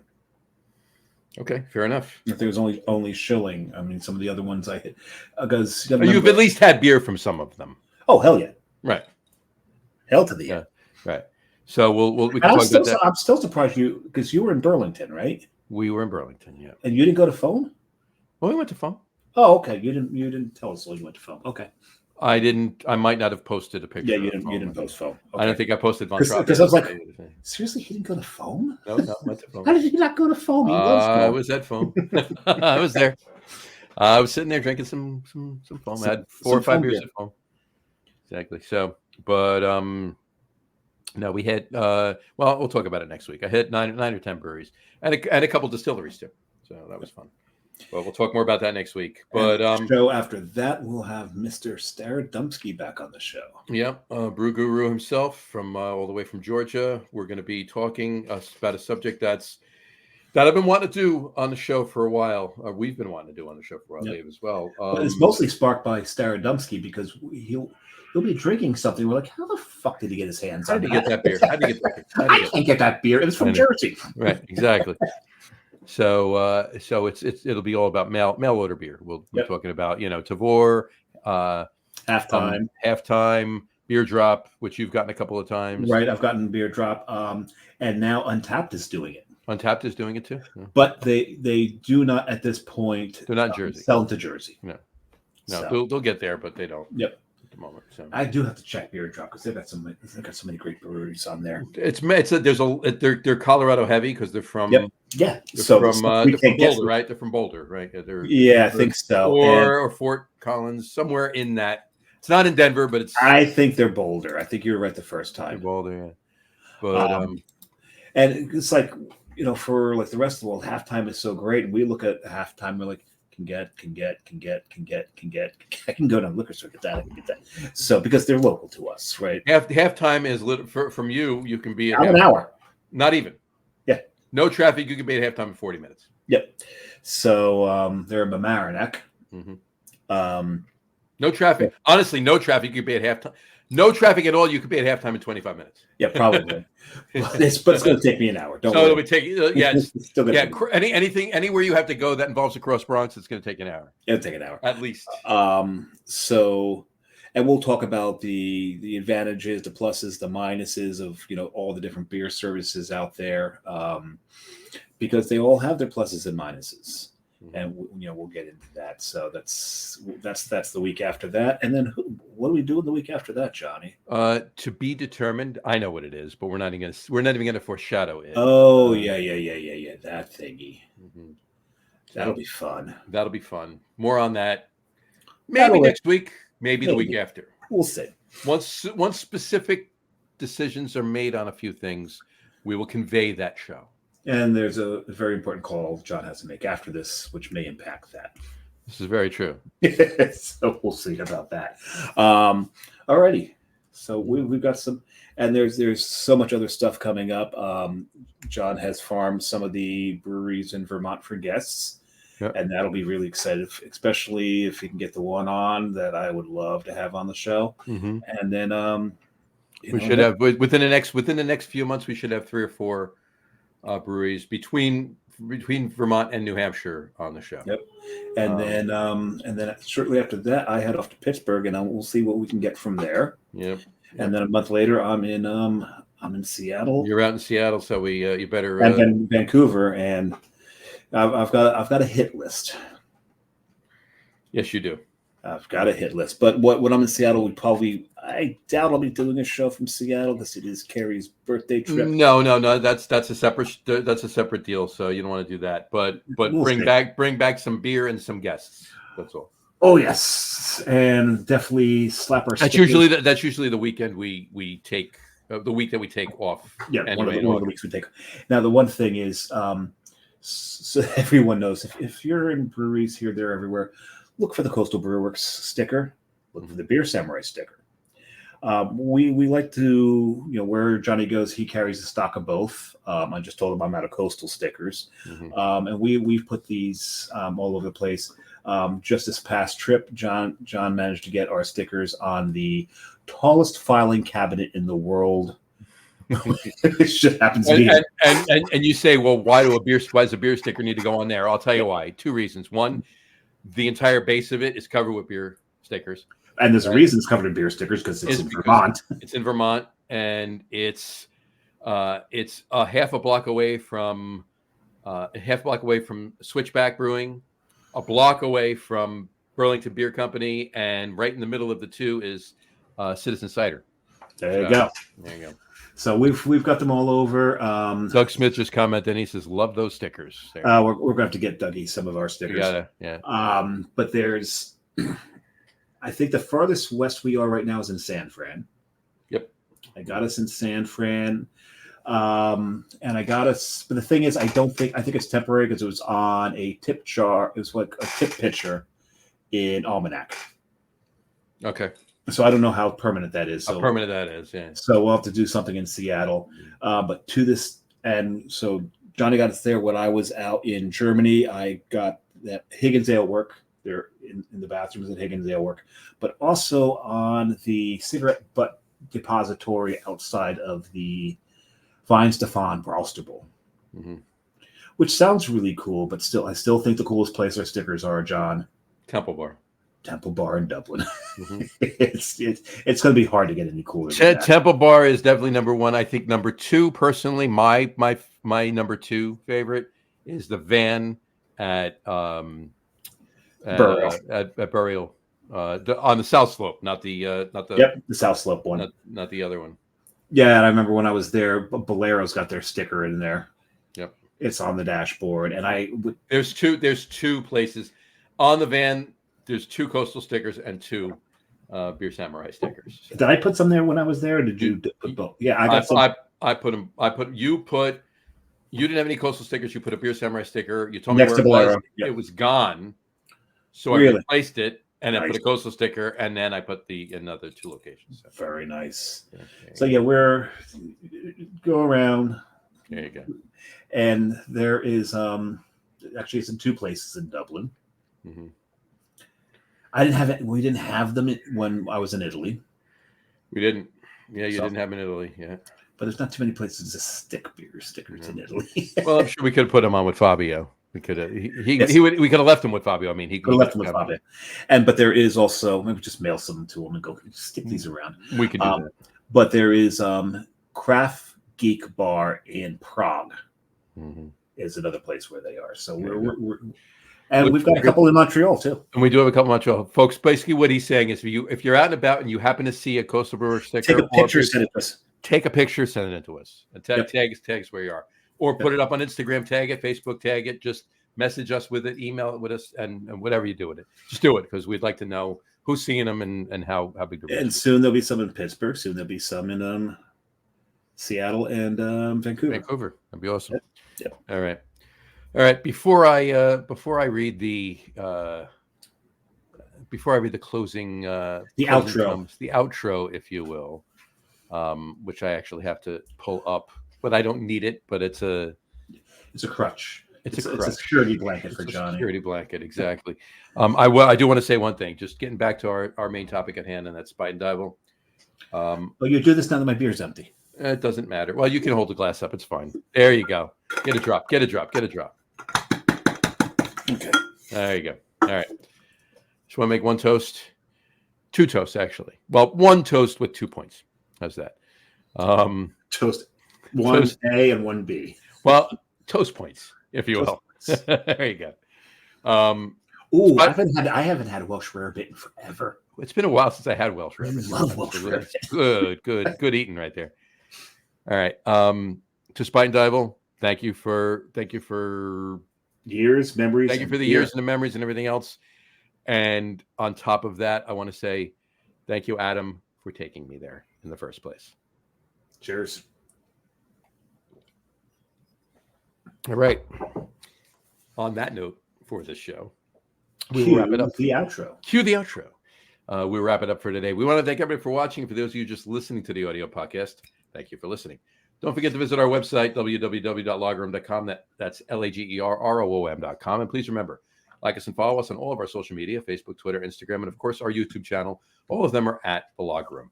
Remember, we go live with the video podcast on Facebook, YouTube, Twitter, well, X, which used to be Twitter, and Twitch.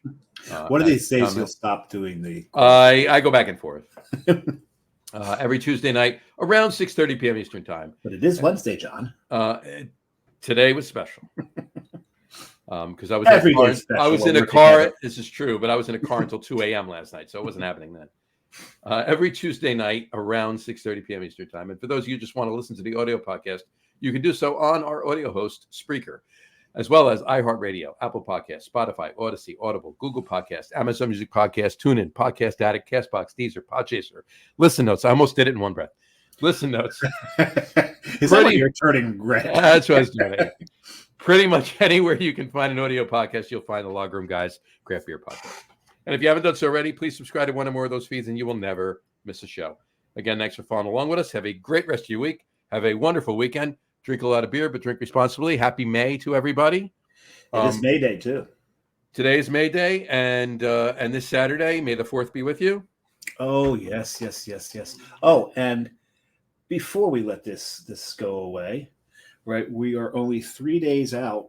3 days ago, Johnny's birthday. Happy birthday, John. Thank you very much. He spent it well. I did. I enjoyed it very much. Thank you very much. And yes, not only do we have, we also got Cinco de Mayo coming up. We got Cinco de Mayo coming up. Yep, Cinco de Mayo is next Sunday. That's not a beer. Cinco de Mayo is always exactly a week after my birthday. That's how that works. Yes, that's how that works. That's how that works. See what I did there? You did math. I did math. I did math in an undercover way. Did it on the DL. But Cinco de Mayo to me is not a beer holiday; it is a tequila holiday for me. This is true. So that'll be a lot of fun, and getting to work on Monday will be very, very tough. Actually, I'm not going into the office on Monday because I will be on another podcast. Well, on Monday I've got to do a preview for it, but Thursday there's a be on a podcast. Oh wow, I can't remember the name of it right now. But it's like Memories of Vietnam or something like that. So I get to sit on another show and talk about my dad yet again. So that'll be a lot of fun. I'll let you know how that goes. Yeah, definitely do that. And also, don't want to not mention. It was also not only my birthday on Sunday, but a frequent guest of the show, Al Gattulo, his birthday as well. And the day after was? And the day after was Beer Genie. Beer Genie, Gene Lynch. And also, because his wife is so damn smart, his wedding anniversary. So he will remember. She knows her man. Yeah, she does. There you go. So happy birthday, Al. Happy birthday, Gene. Happy anniversary, Gene and Lauren. Yes, absolutely. There you go. So we'll I thought there was one other thing I was going to say, but it's gone, so it doesn't matter. Well, remember it, write it down. We'll bring it up next week. Either. You all right there? Yeah, no, that was. That was weird. That one took a weird turn. It took a right turn. It wasn't supposed to. Anyway, all right, folks. Drink a lot of beer. Drink responsibly. Enjoy the weekend, and we will talk to you next week, folks. Take care. Yep. Cheers. Cheers.